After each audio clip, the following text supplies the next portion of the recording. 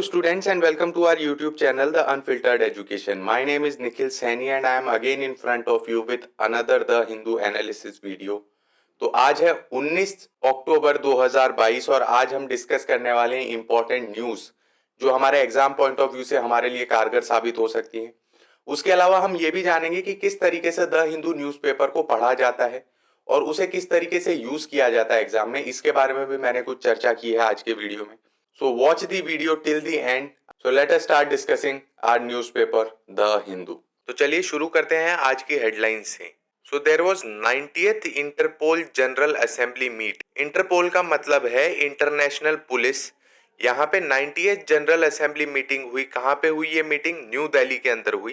तो इसके अंदर प्रधानमंत्री नरेंद्र मोदी ने अपना भाषण दिया और वहां पे बहुत सारी बातें अपनी शेयर की।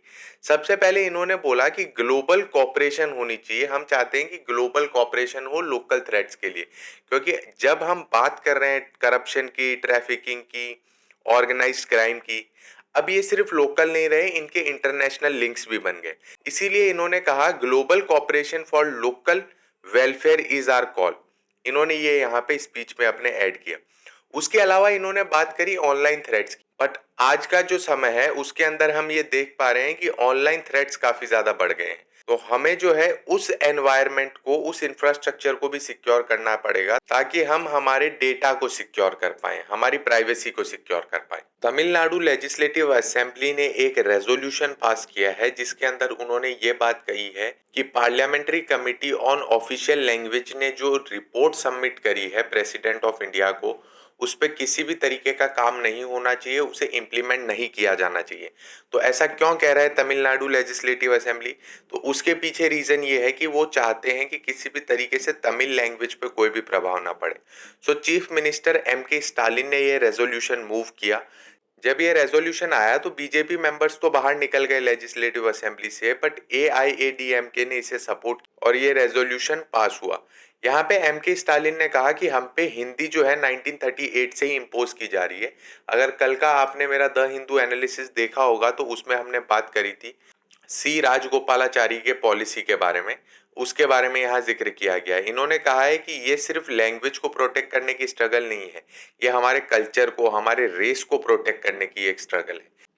Tamil Nadu CM M.K. स्टालिन ने कहा कि वो लीड कर रहे हैं इस मूवमेंट को कि तमिल लैंग्वेज को बचाया जा सके, उसके अलावा इंग्लिश लैंग्वेज को ऑफिशियल लैंग्वेज रखा जा सके और जितनी भी 22 लैंग्वेज है, 8 शेड्यूल में दी गई 22 लैंग्वेजेस हैं, उन्हें जो है प्रोटेक्ट किया जा सके। तो अब हम बात करेंगे 1962 के वॉर की। 1962 का वो वॉर जो इंडिया चाइना के साथ हार गया था। यहाँ पे एयर वाइस मार्शल मनमोहन बहादुर VM रिटायर्ड, ये हमारे साथ कुछ इंफॉर्मेशन शेयर करना चाहते हैं, कुछ डिटेल शेयर करना चाहते हैं। इन्होंने कहा हमने 1965 की वॉर को सेलिब्रेट किया, 1971 की वॉर को सेलिब्रेट किया, अब हमारा ये समय है कि हम 1962 के समय को थोड़ा याद करें और उसके अंदर मेन इश्यूज क्या थे उनके बारे में इन्होंने बात करी। तो इन्होंने अपने 5 पॉइंट यहाँ पे सामने रखे। पहला इन्होंने कहा है कि जवाहरलाल नेहरू एक बहुत ही बड़े लीडर थे, एक चैंपियन थे एशियन और अफ्रीकन नेशंस के सामने, वो चीज सही है, बट ये काफी ज्यादा ऑप्टिमिस्टिक थे और ये काफी ज्यादा मोरल सुपीरियोरिटी और पीसफुल इंटेंशंस में मानते थे चाइनीज लीडरशिप के। बट ऐसा नहीं हुआ, ये हमने देख लिया। और इससे हुआ क्या, हमारी इंडियन आर्मी जो उस समय पे प्रिपेयर्ड नहीं थी, उसके पास उतने इक्विपमेंट्स नहीं थे, उसे इतनी हार्ड पावर का सामना करना पड़ा। सेकंड, इन्होंने बात करी कि इंडियन एयरफोर्स को अंडर एस्टिमेट किया गया उस समय पे, जबकि ये रिपोर्ट्स बताती हैं कि अगर इंडियन एयरफोर्स का यूज किया जाता तो वो हमारे लिए गेम चेंजर हो सकता था, हम उसे यूज कर सकते थे। चाइनीज एयरफोर्स उस समय पे हमारा मुकाबला कर पाती, इसकी शक्यता कम थी। थर्ड, इन्होंने बताया कि हर एक चीज को माइक्रो मैनेज किया गया। अब कुछ चीजें होती है जो पॉलिटिकल लीडरशिप डिसाइड करती हैं, बट बहुत सारी बैटलफील्ड में ऐसे डिसीजंस होते हैं जो मिलिट्री अथॉरिटी को लेने चाहिए। तो जब ये माइक्रो मैनेजमेंट हो रहा था तो क्या मिलिट्री अथॉरिटी को उठ के ये नहीं बोलना चाहिए था कि ये तो हमारा काम है, हम इसे संभाल लेंगे। फोर्थ पॉइंट इन्होंने हमारे सामने रखा कि जो इंडियन एयरफोर्स है उसने कितना ज्यादा हार्ड वर्क वहां पे किया, उस चीज के बारे में भी हमें डिस्कस करना चाहिए। ये वो समय था जब सप्लाई चेन को कंटिन्यूअसली मेंटेन कर रही थी इंडियन एयरफोर्स, जो कैजुअलिटीज हुई उनको भी वापस लेके आ रहे थे और हेलीकॉप्टर कैसा था, MI4 helicopter and Otter light transporters. ये अपनी कैपेसिटी से ज्यादा ओवरलोडेड थे और इतने ज्यादा ओवरलोडेड कि हम समझ भी नहीं सकते, हम सोच भी नहीं सकते। पायलट्स को ब्रेक लेने का टाइम भी नहीं था, इतना टाइम भी नहीं था कि वो अपनी नींद कंप्लीट कर पाए ताकि वो प्रॉपरली फंक्शन कर पाए। होता ये था, टेक ऑफ करने के बाद पायलट जो हैं थोड़ी देर की नींद लेते थे और एयर क्रू जो है वो काम करते थे एज अ को पायलट। तो ये काफी ध्यान देने जैसी चीज है और इससे हम क्या सीख सकते हैं ये हमें जानना है। लास्ट में इनका कहना है, जब फ्रंट लाइन वॉर फाइटर्स अपने दिलो जान से लड़ रहे थे, जो उनका काम था वो कंप्लीट कर रहे थे, तो क्या जो सीनियर मिलिट्री लीडरशिप है उनसे जो एक्सपेक्टेड था according to their rank and position, क्या उस चीज को उन्हें फुलफिल नहीं करना चाहिए था। अब यहाँ पे ये कहना चाहते हैं कि इन सारी बातों को लेके मैं एक अपील करना चाहता हूँ, जिसके अंदर सबसे पहले वो ये कहना चाहते हैं कि ऐसी घटना वापस ना घटे, इसके लिए पॉलिटिकल लीडरशिप को भी अंदर आना पड़ेगा। और जो क्लासिफाइड डॉक्यूमेंट्स हैं जैसे कि हंडरसन ब्रुक्स भगत रिपोर्ट, इन्हें ओपन करना पड़ेगा ताकि वॉर कॉलेजेस जो हैं इन डेटा के अंदर जा सकें और यहाँ पे पढ़ सकें और ऐसी कभी भी घटना वापस ना घटे, इस चीज को सुनिश्चित कर सके, इस चीज को श्योर कर सके। इन्होंने कहा कि मीडिया को भी इस चीज पे डिबेट करनी चाहिए, मीडिया को भी इस विषय के बारे में बात करनी चाहिए। और इनका कहना है कि हमारी जो 1962 की वॉर थी उसके बारे में भी हमें सारी सच्चाई मालूम होनी चाहिए और हमारी आने वाली जनरेशन को भी सारी इसकी डिटेल्स मालूम होनी चाहिए। सो कल के द हिंदू एनालिसिस में जब हमने हेडलाइंस पढ़ी थी तो उसके अंदर हमने बात करी थी केरला के गवर्नर आरिफ मोहम्मद खान साहब की। वहां पे बात आई थी कॉन्स्टिट्यूशनल क्राइसिस की, कि क्या गवर्नर अपने मन से किसी भी मिनिस्टर को हटा सकते हैं। तब मैंने आपको ये समझाया था और मैंने आपको ये बोला भी था कि गवर्नर किसी भी पार्लियामेंट्री डेमोक्रेसी में, स्पेसिफिकली इंडिया के अंदर, इस तरीके का कदम नहीं उठा सकता। उसको काम करना होगा सीएम की एड एंड एडवाइस पे। सीएम का प्लेजर होता है वो, ना कि गवर्नर का प्लेजर। और आज देख लीजिए वही हमारे एडिटोरियल पेज में आया है। तो आप रोज जुड़े रहिए द हिंदू एनालिसिस के साथ, क्योंकि डेली न्यूज रिपीट होती है। न्यूज़पेपर के अंदर एक फॉर्मेट चलता है, अगर कोई एक न्यूज आई है तो वो बार बार रिपीट होगी जब तक कि उसके कंप्लीट कंक्लूजन नहीं निकाल लेते। और उसे अगेन एंड अगेन साथ साथ में पढ़ने का रीजन ये है कि आपके पास अलग अलग एस्पेक्ट से उसके बारे में एक इंफॉर्मेशन आ जाती है। जैसे कि आपने ऑलरेडी पढ़ा होगा, अगर कल का मेरा वीडियो लेक्चर देखा होगा तो आप ये समझ जाएंगे कि इसके अंदर मैं क्या डिस्कस करने वाला हूँ। तो वो वापस रिवाइज हो जाएगा और आप उसे काफी आसानी से यूज कर पाएंगे अपने मेंस के आंसर में, या किसी भी तरीके से अगर आपसे पूछा जाता है तो आप उसका प्रोफाउंडली बहुत ही बढ़िया आंसर दे पाएंगे। तो चलिए शुरू करते हैं इस एडिटोरियल का डिस्कशन। तो यहाँ पे क्लियरली लिखा गया है, the constitution has no provision for a governor to sack ministers. ऐसा कोई भी प्रोविजन है ही नहीं। यहाँ पे बताया गया है, आप पहला स्टेटमेंट पढ़िए, आप देखिए कितना बोल्ड स्टेटमेंट लिखा गया है। Kerala governor Arif Mohammad Khan's indirect threat that he can independently dismiss ministers is neither in the keeping with the dignity of his office nor in the line with the constitution। ना तो जो इनके ऑफिस की डिग्निटी है उसके साथ मेल खाता है, ना ही ये कॉन्स्टिट्यूशनल प्रोविजन है। यहाँ पे ये क्लियरली बताया गया, under article 164 of Indian constitution it is clearly written that a chief minister will be appointed by the governor and other ministers will be appointed by the governor on the aid and advice of CM। सबसे पहले हम क्या करेंगे, जो majority party का leader है उसे CM की ओथ दिलाएंगे। ठीक है, वहां पे अलग अलग कंडीशन बन सकती है, क्या होगा अगर कोई मेजोरिटी पार्टी का लीडर नहीं है, किसी की डेथ हो जाती है, तो वो अलग सिनेरियो है, उसे हम किसी और वीडियो लेक्चर के अंदर डिस्कस करेंगे। बट हाल फिलहाल में मान लेते हैं कि इलेक्शन हुआ लेजिस्लेटिव असेंबली का और एक मेजोरिटी लीडर हमारे सामने आ गया, उसे हमने सीएम की ओथ दिलाई। फिर वो रिकमेंड करेगा कि इस पर्टिकुलर इंसान को मुझे मिनिस्टर बनाना है, तो गवर्नर उसे ओथ दिलाएंगे। इस चीज का आपको ध्यान रखना है। तो ये जो प्लेजर दिया गया है, ये दिया गया है चीफ मिनिस्टर के लिए, ताकि चीफ मिनिस्टर अपनी इच्छा के अनुसार मिनिस्टर्स को बदल सके।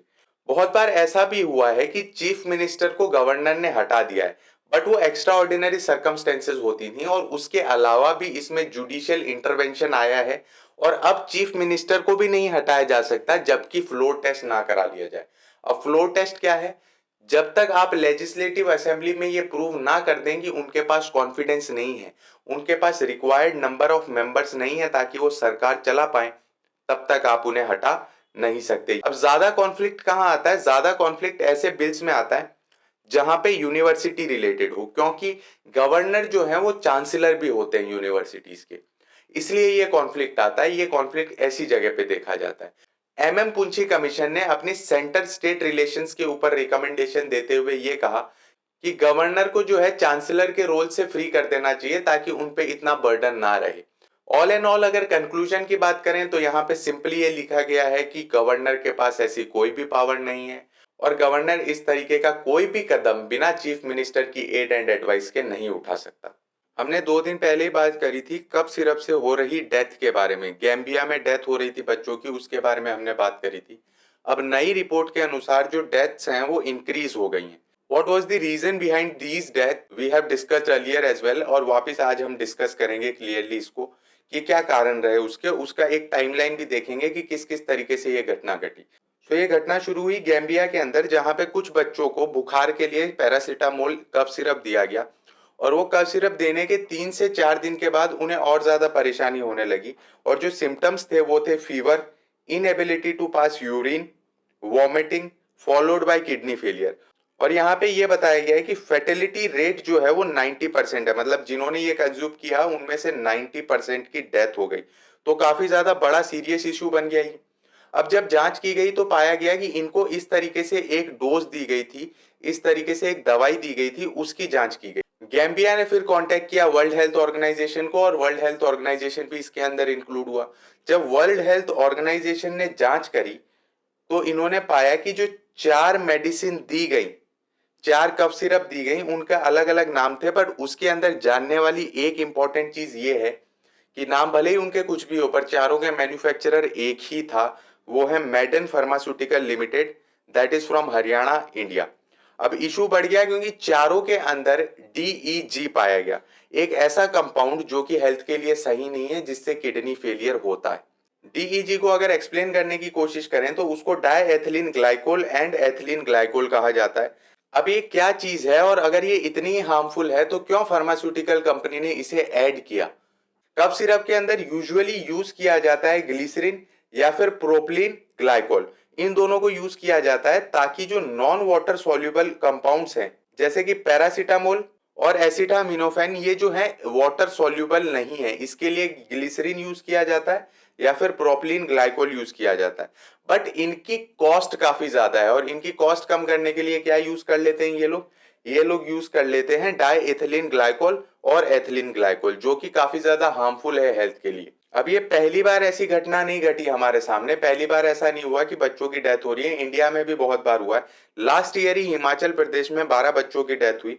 उससे पहले जब हम बात करें तो 1973 में चेन्नई के अंदर ऐसा इंसिडेंट हुआ, 1986 के अंदर मुंबई के अंदर ये इंसिडेंट हुआ था और 1998 के अंदर 33 बच्चों की जान गई थी दिल्ली में सेम इंसिडेंट की वजह से। इन 2007 US food and drug administration, FDA जिसे कहा जाता है, उसने तो DEG को क्लियरली पॉइजन घोषित कर दिया था। उन्होंने बोला था कि ये बिल्कुल भी सही नहीं है हेल्थ के लिए, तो इसे किसी भी तरीके से इंक्लूड नहीं किया जाना चाहिए। अब इंडियन अथॉरिटीज ने इस पे क्या कदम उठाए उनके बारे में जान। वर्ल्ड हेल्थ ऑर्गेनाइजेशन तो इसकी जांच पड़ताल में जुटा ही हुआ है, उसके साथ India central drugs standard control organization जिसे CDSCO भी कहा जाता है, उसने भी अपना इन्वेस्टिगेशन लॉन्च कर दिया है। तो काफी ज्यादा जांच पड़ताल की जा रही है इस चीज की। दूसरी चीज, सबसे बड़ा कंसर्न सामने ये आ रहा है कि जितने भी कफ सिरप से ये घटना घटी, माना जा रहा है ये घटना घटी, वो सारी कफ सिरप की सेल इंडिया के अंदर परमिटेड नहीं है। तो ये एक और बड़ा कंसर्न सामने आ रहा है जिसके ऊपर CDSCO ने कहा कि ये एक प्रैक्टिस है कि जिस भी कंट्री के अंदर इंपोर्ट होती है कोई भी चीज, वो चेक करते हैं और फिर उसके ऊपर निर्णय लेते हैं कि क्या ये पब्लिक यूज के लिए फिट है कि भी नहीं। तो ये उनकी जिम्मेदारी थी, इस तरीके से ये बात आगे जा रही है। बट अगर इसका थोड़ा सा और एनालिसिस करें, थोड़ा सा और समझने की कोशिश करें, तो ये क्लियर है कि अगर इंडिया थर्ड वर्ल्ड कंट्री की फार्मेसी की तरह उभरना चाहती है, अपनी मेडिसिन बाहर की कंट्रीज में बेचना चाहती है, क्योंकि हम ही हैं जो पुअर कंट्रीज के लिए फार्मेसी की तरह काम करते हैं, और ये काफी बड़ा स्कोप है हमारी फार्मास्यूटिकल इंडस्ट्रीज के लिए भी, हमारी इकोनॉमिक ग्रोथ के लिए भी। तो अगर इंडिया इसे वाइबल फ्यूचर की तरह देख रहा है तो उसे इन सारी चीजों से बहुत बेहतर तरीके से डील करना पड़ेगा। And we need to make sure that these kind of incidents never happen again in the near future. It is the government's job to appoint जजेस, ये कहना है लॉ मिनिस्टर रिजिजू का। उन्होंने कहा कि कॉन्स्टिट्यूशन के अंदर ये क्लियरली मेंशन्ड है कि जजेस को अपॉइंट करने का काम प्रेसिडेंट का होगा, और जहां प्रेसिडेंट लिखा है इसका मतलब कि लॉ मिनिस्ट्री जो है अपॉइंट करेगी in consultation with chief justice of India. But जो कंसल्टेशन है उसको अब कॉन्करेंस में बदल दिया गया है। कॉन्करेंस का मतलब होता है सहमति। अब हमें सहमति चाहिए चीफ जस्टिस ऑफ इंडिया की। इस चीज का डिस्कशन करते हुए उन्होंने पूरी टाइमलाइन के बारे में भी जिक्र किया। उन्होंने कहा कि 1993 तक एवरी जज was appointed by law ministry in consultation with the chief justice of India. Consult किया जाता था और काफी एमिनेंट जजेस थे हमारे उस समय पे। उसके बाद क्या हुआ, 1993 में कंसल्टेशन को कॉन्करेंस में बदल दिया सुप्रीम कोर्ट ने। मतलब अब हमें सहमति चाहिए किसकी, चीफ जस्टिस ऑफ इंडिया की। उन्होंने ये भी नोट किया कि जो कॉलेजियम सिस्टम है उसे इंक्रीज कर दिया गया, एक्सपांड कर दिया गया। मतलब सिर्फ सीजीआई नहीं, सीजीआई के अलावा 4 अन्य जजेस भी उस कॉलेजियम के अंदर शामिल होते हैं और फिर वो निर्णय लेते हैं कि किसे अपॉइंट किया जाना चाहिए और किसे नहीं। इन्होंने कहा कि आधा टाइम तो ये अपॉइंटमेंट के अंदर ही चला जाता है, बाकी जजेस का जो एक्चुअल फंक्शनिंग है, जस्टिस देने का जो उनका काम है, उसके लिए उनके पास इतना समय नहीं बचता। उन्होंने कहा जब हम पॉलिटिकल लीडरशिप की बात करते हैं तो आपको पॉलिटिक्स सामने सामने नजर आती है, आपको दिखाई देता है कि यहाँ पे पॉलिटिक्स हो रही है। बट जिस तरीके से ये कॉलेजियम फंक्शन करता है उसके अंदर भी ग्रुपिज्म डेवलप हो जाता है। तो लीडर्स के अंदर तो आपको पॉलिटिक्स साफ साफ नजर आ जाती है, बट जुडिशरी के अंदर जो पॉलिटिक्स चल रही है वो आसानी से नजर नहीं आती। उनका कहना है कि इंडिया के अलावा कोई भी एक ऐसी कंट्री नहीं है जहां पे इस तरीके का अपॉइंटमेंट मेथडोलॉजी हो, जहां पे खुद ही जजेस हैं और खुद ही दूसरे जजेस को अपॉइंट कर रहे हैं। ऐसी मेथडोलॉजी कोई और दूसरी कंट्री में नहीं है। उनका कहना है कि जब लेजिस्लेचर और एग्जीक्यूटिव अपने दायरे से बाहर जाती हैं तो उन्हें सही करने के लिए, उन्हें दिशा दिखाने के लिए जुडिशरी वहां पे प्रेजेंट है। बट क्या होगा अगर जुडिशरी अपने एरिया से बाहर चली जाए, जुडिशरी कॉन्स्टिट्यूशनल बाउंडेशन से बाहर चली जाए, तो उन्हें दिशा दिखाने वाला कौन है? So this was all about today's analysis. I hope you like this video lecture. Thank you very much for watching. Please like, share and subscribe, and also share it with your friends as well as your colleagues. Thank you very much for watching.